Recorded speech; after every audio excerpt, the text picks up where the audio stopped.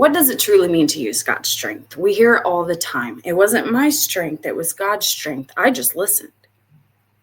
We often think of strength as the ability to do, to carry out tasks, to overcome obstacles, to power through. And yes, God absolutely does empower us in those ways. But there's another layer to his strength that we may overlook. God's strength isn't just about doing, it's about trusting a majority of the time. It's about moving forward when we don't have all the answers. It's about being obedient when we don't understand. It's about believing that what seems small, insignificant, or even pointless in our eyes can become something greater than we could ever imagine in his hands. In 2 Corinthians 12:9, but he said to me, my grace is sufficient for you, for my strength is made perfect in weakness. Therefore, I will boast all the more gladly in my weaknesses, so that the power of Christ may rest upon me.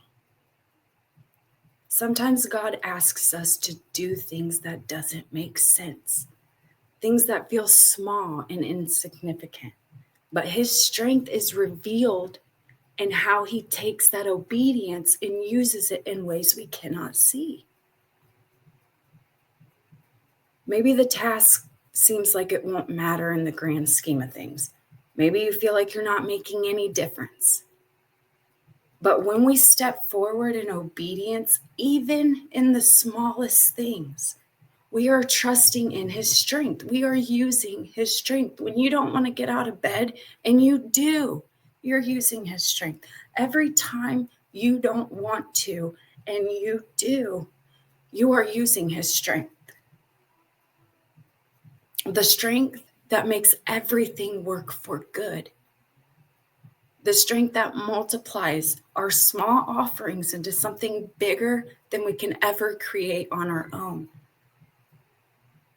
In Zechariah 4:10, do not despise these small beginnings, for the Lord rejoices to see the work begin. He is just happy that the work began. He is happy that you took that step, and you are using every bit of God's strength to do that. God's strength isn't about how much we can handle. It's about trusting that he can handle it. And when we move in faith, even in weakness, his power moves through us.